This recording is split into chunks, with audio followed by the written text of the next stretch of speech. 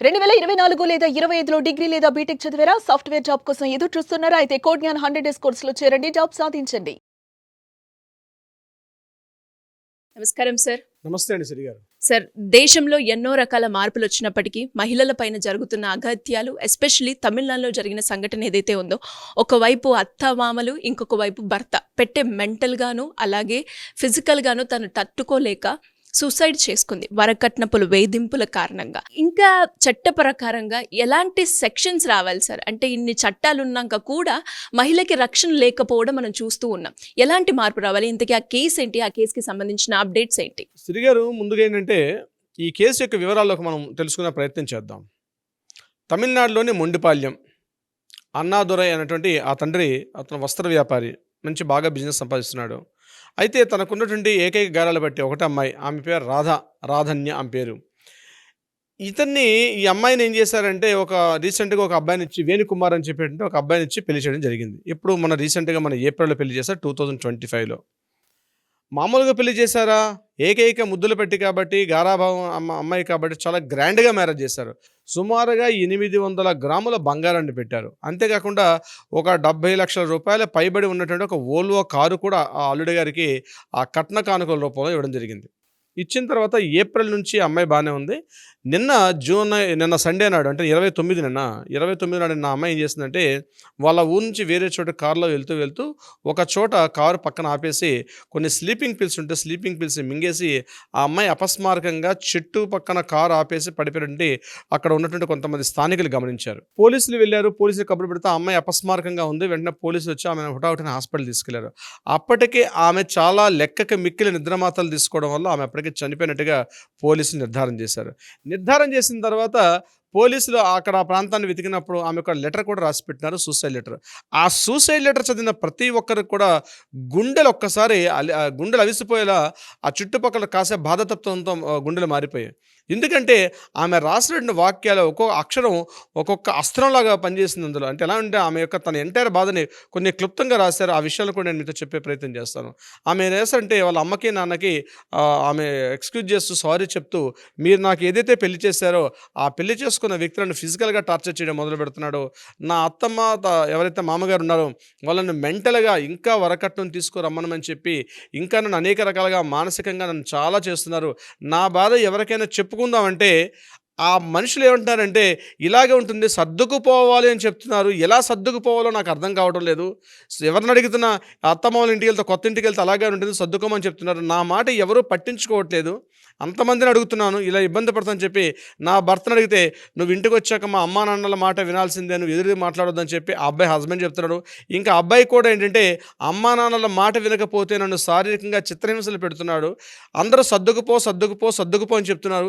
సర్దుకుపోవడం అంటే ఎలా సర్దుకుపోవాలో నాకు అర్థం కావట్లేదు. చెప్దామంటే తల్లిదండ్రులు మీకు చెప్దామంటే మీరు ఎక్కడ బాధపడతారో అని నేను మీకు కూడా చెప్పలేకపోతున్నాను. నాలో నేను గడిచిన కొద్ది రోజులుగా, కొద్ది నెలలుగా నాలో నేను తెలియనటువంటి ఒక బాధకు లోనైపోతున్నాను. చివరిగా నా జీవితాన్ని ముగించేసుకోవడంతో దీనికి ఫుల్ స్టాప్ పెడితే మంచిది. ఇందువల్ల నా వల్ల ఇంతమంది బాధపడకూడదు అని చెప్పి ఆ తల్లి ఆ సూసైడ్ లెటర్ రాసి చనిపోవడం జరిగింది. ఎంటైర్ తమిళనాడులో ఈ కేసు చాలా దావానలను వ్యాపిస్తోంది. అంటే ఇంత మార్పులు చెందుతున్నాం. ఈరోజు టెక్నాలజికల్గా మనం సాంకేతికంగా పెరిగాం, ఏలుగు వచ్చేసాం. ఇంత టెక్నాలజీ టైంలో కూడా ఒక అమ్మాయి ఒక వ్యక్తికి పెళ్లి చేసుకున్న పాపానికి ఆ ఇంటికి వెళ్ళిన తర్వాత తన పడుతున్నటువంటి బాధని ఎవరితో షేర్ చేసుకోవాలో అర్థం కాని స్థితిలో ఇంకా మనం ఉన్నామంటే, మనం ఇంకా ఆదిమ కాలంలో ఉన్నామా, లేకపోతే మనం ఇంకా ఏ రాతియుగ కాలంలో ఉన్నామో మనకు అర్థం కావట్లే. అంటే ఇన్ని రాజ్యాంగాలు, ఇన్ని చట్టాలు, ఇన్ని సెక్షన్లు, అదుగో పొద్దున్న లేసి ఆడవాళ్ళ మీద అగాత్యాలని చెప్పి మనం తెలుసుకున్నప్పుడు కూడా ఈ మధ్య పురుషులు బాధపడుతున్న సందర్భాలు అనేక ఉన్నాయి. ఈ సందర్భాల్లో 498 తీసేద్దామా అన్న స్థితికి వెళ్తుంటే, ఇలాంటి సంఘటన వెలుగులోకి వచ్చిన తర్వాత లేదు స్త్రీల మీద ఇలాంటి అఘాయిత్యాలు జరుగుతున్నాయి. ఈరోజు ఈ సంఘటన వెలుగులోకి వచ్చింది కాబట్టి అందరం మాట్లాడుకుంటున్నాం. కానీ సంఘటన వెలుగులోకి రాని కేసులు కొన్ని వందల కేసులు ఉంటాయి. ఈవెన్ దో బీయింగ్ ఎన్ అడ్వకేట్గా నేను ప్రాక్టీస్ చేస్తుంటే ఎన్నో కేసులు. మొన్న మధ్య ఒక అమ్మాయి సూసైడ్ అటెంప్ట్ చేస్తూ కూడా స్లీపింగ్ పిల్స్ మింగుతూ నాకు ఫోన్ చేసింది. అమ్మాయి వీడియో కాల్ అని చేసింది. సార్, నన్ను ఒక భర్త మ్యారేజ్ చేసుకున్నాడు, మ్యారేజ్ చేసుకుని అతనితో నాకు డివోర్స్ అయిపోయింది, నేను మరొక అబ్బాయిని డివోర్స్ అయిపోయిన తర్వాత మరొక అబ్బాయి నా దగ్గరగా చేర తీసుకున్న తర్వాత నాతో 4 years పాటు నాతో సహజీవనం చేశాడు.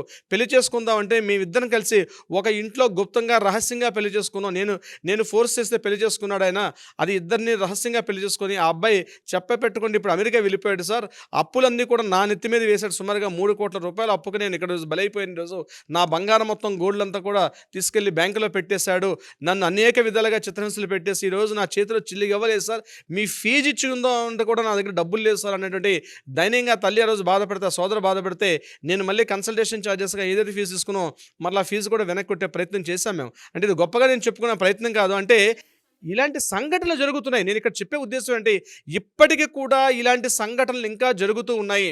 ఏ మూల చేసినా ఒకప్పుడు మనం 80స్లో 60స్లో 40స్లో 50స్లో మన నాన్నలు మన తాతలు ముత్తాతల టైం నుంచి ఈరోజు కూడా మనం ఇంత బాగా అభివృద్ధి చెందిపోయాం, మనం బాగా టెక్నాలజీ ఉంది మనకి, ఈరోజు అన్ని రకాలుగా డెవలప్ అవుతున్నాం అన్నప్పుడు కూడా ఇంకా అమాయకులంటే ఆ సోదరతలు ఇప్పటికీ కూడా అనేక చోట్ల బలైపోతున్నారు. పురుషులు చేసినటువంటి అఘాయిత్యాలకి వరకట్న వేధింపులు అంటే వాళ్ళ దృష్టిలో పెళ్ళి అంటే ఏంటంటే కేవలం జస్ట్ ఒక ఏటీఎం కార్డ్.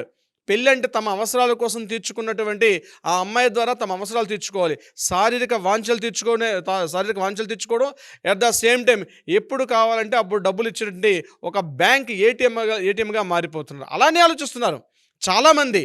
దీనికి సమాజమా లేకపోతే కోర్టుల చట్టాల సంఘాల కాచేయాల్సింది, మనుషుల్లో వ్యక్తిగత ప్రవర్తన మారినంత వరకు కూడా ఇలాంటి పరిస్థితులే వస్తాయి. రోజు మేము వచ్చే మాకు 10 కేసుల్లో ఒక 2-3 కేసులు ఇవే ఉంటాయి. అమ్మాయిలు అనేక విధాలు బాధపడుతున్నారు. ముఖ్యంగా చెప్తే ఆశ్చర్యపోతారు సిరి గారు, ఏదో ఇంట్లో ఉన్న గృహిణి కాదు, మంచి మంచి కంపెనీలో CEO స్థానంలో ఉండి ఒక కంపెనీలో హెచ్ఆర్లుగా పనిచేస్తూ మంచి మంచి జాబులు చేస్తున్న వాళ్ళు కూడా వాళ్ళకు ఉన్నటువంటి సున్నితమైన మనసులు వాళ్ళని మోసగించబడిలే చేస్తున్నాయి. గొర్రె ఎప్పుడు కసాయివాడిని నమ్మినట్టుగా ఎంత చదువుకున్నా ఎలా ఉన్నా సరే ఆ కసాయివాడినే నమ్ముతున్నారు. పెళ్లి చేసుకున్న పాపానికి భర్త అంటే చిన్నప్పటి నుంచి ఆ ఇంట్లో నీకు భర్త అనేవాడు నీకు దేవుడితో సమానం, పతియే ప్రత్యక్ష దైవం, ఆయన కాళ్ళు పతి దేవుని పదసన్నది అంతకన్నా పరమార్థం ఉందని ఏదో ఒకప్పుడు ఏవో మహాకవి పాటలు రాసినట్టుగా అతని యొక్క నీళ్ళ నిత్య మీద చిలకరించుకొని ఇప్పటికి వెళ్ళినటువంటి ఆ మహిళామణులు ఇప్పటికి కూడా ఉన్నారు ఆ సోదరి మిత్రులు. నేను ఎన్నిసార్లు తిట్టిన సందర్భాలు కూడా ఉన్నాయి. మీరు మారకపోతే పరిస్థితిలాగా ఉంటే ఆయన మిమ్మల్ని ఒక చెప్పులా మిమ్మల్ని అరగదీసుకుంటున్నాడు. మీ జీవితాన్ని నాశనం లేదండి, మా ఇంట్లో మా పేరెంట్స్ అలానే పెంచారు, భర్తతో అలాగే ఉండమని చెప్పారంటే ఎందుకు అలా ఉండాలి? ఉండాల్సిన అవసరం కూడా ఉంటుంది, కలిసి ఉండాలి. జోడెద్దుల గుర్రం 2 కలిసి వెళ్ళేటప్పుడు 2 గుర్రాలు 2 ఎద్దులు ఒక రకంగా వెళ్తేనే ఆ బండి ప్రయాణం జీవితం అనే ప్రయాణం సాఫీగా ఉంటుంది. ఒక ఎద్దు ఒక రకంగా మరొక ఎద్దు ఒక రకంగా వెళ్తే ఆ ప్రయాణం ఎలా అయితే కుంటినడగబడుతుందో భార్యాభర్తలు ఇద్దరు కూడా ఆ సమతులిత భావన ఉండాలి. ఆమెకి ఇతని మీద ప్రేమ ఉండాలి, ఇతని మీద ఆమెకే ప్రేమ ఉండాలి. ఇద్దరికీ ఒకరి మీద ఒకరు ప్రేమ ఉన్నప్పుడు వెళ్తుంది తప్పించి అలా కాకుండా కేవలం ఆమెను ఒక వస్తువుగా చూసినంతకాలం, ఆమెను కేవలం ఒక డబ్బుని సంపాదించి పెట్టే ఒక వస్తువులాగా చూసినంతకాలం, ప్రజల్లో మార్పులు రానంతకాలం ఎన్ని సంఘాలు వచ్చినా, ఎన్ని కోర్టులు వచ్చినా, ఎన్ని సెక్షన్లు వచ్చినా, ఎన్ని రకాల తీర్పులు జడ్జిమెంట్లు ఇచ్చినా ఇంకా ఏదో ఒక మూల ఒక ఆర్తనాదం వినిపిస్తూనే ఉంటుంది. ఏదో ఒక మూల ఒక తల్లి, ఒక సోదరి ఒక సోదర తల్లి ఏదో ఒక మూల ఇప్పుడు మనం చెప్పుకున్నట్టుగా డిస్కస్ చేస్తున్నట్టుగా ఏదో ఒక అగత్యానికి లోబడి తన జీవితాన్ని నాశనం చేసుకోవడం, లేకపోతే బావిలో దూకి చనిపోవడం, ఇట్లాంటి అఘాయిత్యాలు జరగకూడదు. ఇప్పటికీ ఈ వీడియో చూసిన వాళ్ళు ఎవరైనా వీలైనంత మందికి షేర్ చేయండి. మేము ఉన్నాం, యాజ్ బీయింగ్ అడ్వకేట్స్గా మేము సపోర్ట్ చేస్తాం, మీకు కావాలంటే కౌన్సిలింగ్ ఇస్తాం, చట్టాలు ఉన్నాయి, సెక్షన్లు ఉన్నాయి. మీరు అటువంటి స్థితిలో ఉంటే ఎటువంటి అఘాయిత్యాలు మాత్రం 80% చేసుకోకండి. పోలీస్ స్టేషన్లో పట్టించుకోలేదా మా దగ్గరికి రండి, మాకు కాల్ చేయండి, అట్లీస్ట్ ఒక వాట్సాప్లో మాకు ఒక మెసేజ్ పెట్టండి. 24/7 మా లీగల్ టీం మీకు అందుబాటులో ఉంటారు. మీరు ఒక కాల్ చేసినప్పుడు లిఫ్ట్ చేయకపోతే భయపడద్దు. మీ జీవితాన్ని ముగింపు చేసుకునే అవకాశం మాత్రం మీకు 80% ఉండదు. మీకు ఆ హక్కు కూడా లేదు. మీరు జీవితంలో బతికిన తర్వాత మీ తల్లిదండ్రులు మిమ్మల్ని పెంచారు, పెద్ద చేశారు, మీకు ఒక అందమైన దేహాన్ని ఇచ్చారు, అందరి తెలివితేటలు ఇచ్చారు, జ్ఞానాన్ని ఇచ్చారు. ఎందుకు ఎవరో ఒక వ్యక్తి కోసం, మధ్యలో మీ జీవితంలో ప్రవేశించిన ఒక వ్యక్తి కోసం మీ జీవితాన్ని ఎందుకు నాశనం చేసుకోవాలి? ఎవరు చెప్పారు అట్లా చేయమని చెప్పి? ఆ కేసులు వింటుంటే, ఆ న్యూస్లు చూస్తుంటే ఆ బాధ నిజంగా ఎంత బాధ అనిపిస్తుందంటే సిరి గారు, ఇది నేను ఫీలే చెప్తున్నాను, మాటగా చెప్పట్లేదు, ఒక ఫీలే చెప్తున్నా. ఇంకా ఇలాంటి సంఘటనలు జరుగుతున్నాయి అంటే నా చిన్నప్పటి నేను చూస్తున్నాను. ఏదో ఒక మూల వరకట్న వేధింపులు ఉరేసుకొని చనిపోయింది ఒక స్త్రీ, ఒక ఆవిడ బావిలో దూకి చనిపోవడం, ఒక ఆవిడ పురుగుల మందు తాగి చనిపోవడం. అంటే చదువుకున్నవారా, చదువుకోలేని వారా, డబ్బుల ఆస్తులున్న వాళ్ళ, అంతస్తులు ఉన్న వాళ్ళ, దీనికి తారతమ్యం లేదు. వరకట్న వేధింపులు అన్నటువంటి ఈ యొక్క ఎప్పుడైతే ఈ దెయ్యం పట్టిందో ఈ సమాజానికి, ఆ దెయ్యం వదిలేనంత వరకు కూడా ఈ సమాజం బాగుపడదు. బట్ బీ కేర్ఫుల్గా ఉండండి. మీ జీవితాలు మీ సొంతం, ఎవరి కోసం మీ జీవితాలు లేవు. శ్రీ గారు thank you sir, thank you so much. Thank you so much అండి శ్రీ గారు. సుమన్ టీవీలో మీ పర్సనల్ అండ్ బిజినెస్ ప్రమోషన్స్ కోసం కింది నెంబర్కి కాంటాక్ట్ చేయండి.